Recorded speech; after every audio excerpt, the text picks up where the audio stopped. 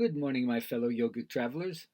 I'm mighty glad to be alive today, and I hope that you are too, as we continue to live, laugh, love, learn, listen, and live the life we love. I like to talk about psychology and mythology together. One of my favorite quotes from James Hillman was, or is, mythology was the psychology of antiquity, and psychology is the mythology of modernity.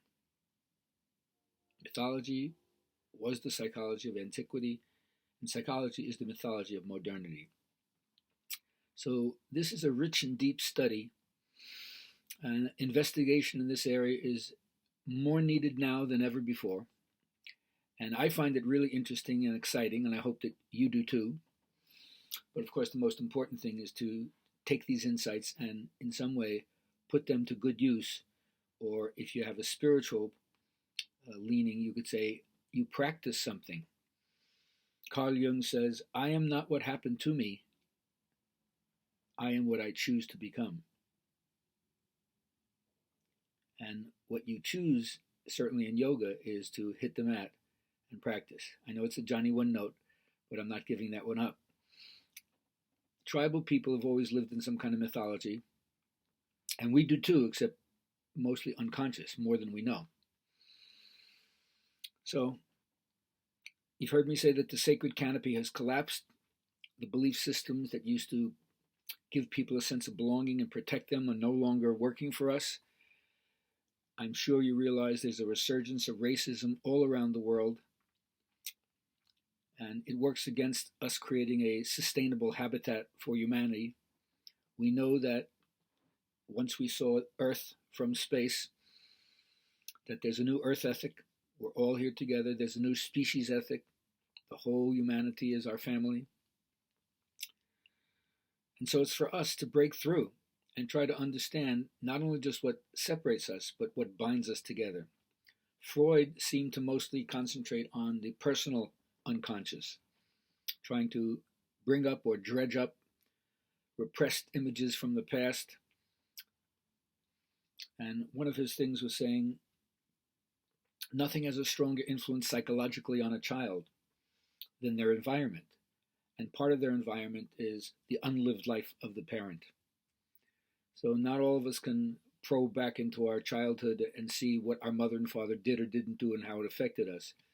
But we understand that there's some kind of psychological connection between how we saw or viewed their life and the possibilities we saw open to us. Now, Jung, on the other hand, was not interested solely in the personal unconscious, but he thought that there's a collective unconscious.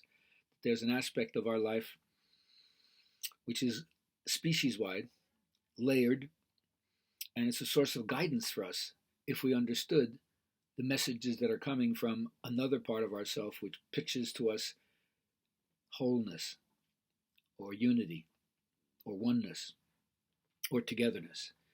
And of course, from his point of view and many other traditions, the healing comes from an encounter with the numinous.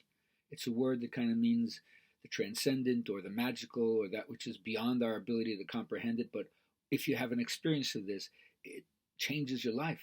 It changes your ontological status. You no longer believe or think you are who you thought you were. And now you have a whole new take. You could say you're born again, you've had your come to Jesus moment, or whatever phrase you want to use.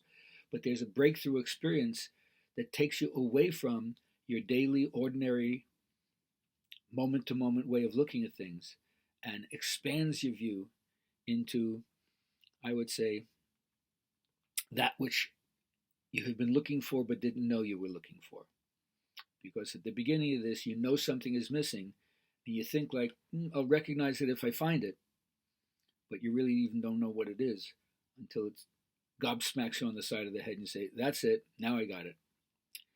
So, unfortunately, in the medical and psychiatric field, some of our best and brightest are still not understanding this, and they medicate people who try to share their visions or their personal mythologies.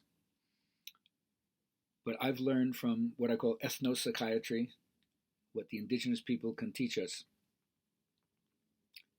is we can't have a mechanistic or reductionistic model of how the world works, And we can't go back to the primitive way of looking at things because it doesn't have much to say to us as contemporary beings. So what to do? Well, we align ourselves with our understanding of truth as it is today, and we stay open to rearranging or changing our way of looking at things at any moment to find something deeper, purer, closer, clearer, dare I say it, holier. And then our life takes on a whole new direction, one of playfulness, celebration, and also compassion. So check yourself out subjectively, understand your own psychology, and remember psyche means the image relating faculty inside yourself, and what your yearning imagination, how does that appeal to you to take you where? And then you realize you found your own mythology. It may be totally false on the outside, but completely true on the inside. So follow your star wherever that leads.